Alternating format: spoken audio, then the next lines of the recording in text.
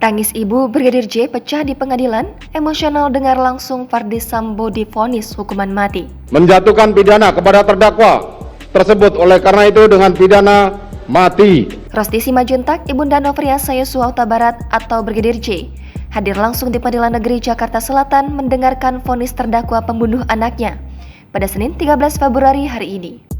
Sepanjang sidang vonis, Rosti tampak begitu emosional sambil terus memeluk erat figura foto anaknya. Tangisnya pecah begitu mengetahui hakim menjatuhkan vonis hukuman mati terhadap terdakwa Ferdy Sambo. Mantan Kepala Divisi Profesi dan Pengamanan Polri, Ferdy Sambo divonis hukuman mati dalam kasus pembunuhan berencana terhadap ex-ajudannya Nofriansah Yosua Huta Barat. Hakim menilai Ferdy Sambo terbukti secara sah melakukan perencanaan dalam merampas nyawa Yosua dalam insiden Duren 3 pada Juli 2022 lalu.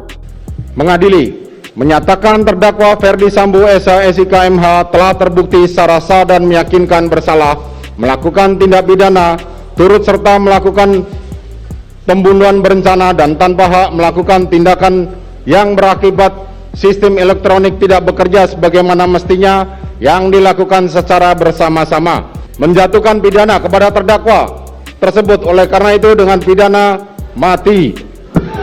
Menelik Breaking News Kompas TV, Ferdy Sambo yang berdiri pun dipersilakan duduk oleh hakim ketua. Dia tampak tenang dan diam, tangannya mengatup dan kepalanya tetap tegak.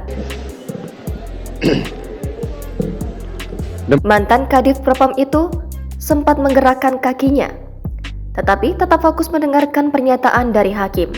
Tatapan matanya pun tampak tajam. Setelah sidang dinyatakan ditutup, Ferdy Sambo langsung berjalan ke arah tim penasihat hukumnya dan tampak melakukan percakapan singkat. Tak ada ekspresi tertekan yang terlihat dari sosok Ferdy Sambo. Tak lama kemudian, Sambo meninggalkan ruang sidang. Dia bungkam saat dicecar pertanyaan oleh awak media sembari mengenakan rompi tahanannya. Vonis Ferdy Sambo yang dijatuhkan oleh hakim ini lebih tinggi dari tuntutan jaksa yang menuntut dengan hukuman seumur hidup. Putusan hakim ini menguatkan tuntutan jaksa yang dibacakan pada 17 Januari 2023 lalu, di mana jaksa menilai tidak ada pertimbangan yang meringankan bagi Ferdy Sambo.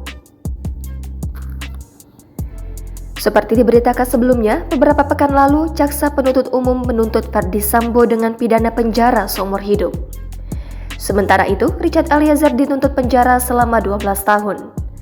Kemudian, istri Ferdy Sambo, yaitu Putri Chandrawati serta ajudannya, Riki Rizal Wibowo dan asisten rumah tangga Kuat Ma'ruf, masing-masing dituntut 8 tahun penjara. Jaksa menganggap kelima terdakwa terbukti melanggar dakwaan primer, yakni pasal 340 KUHP junto pasal 55 ayat 1 ke 1 KUHP tentang pembunuhan berencana.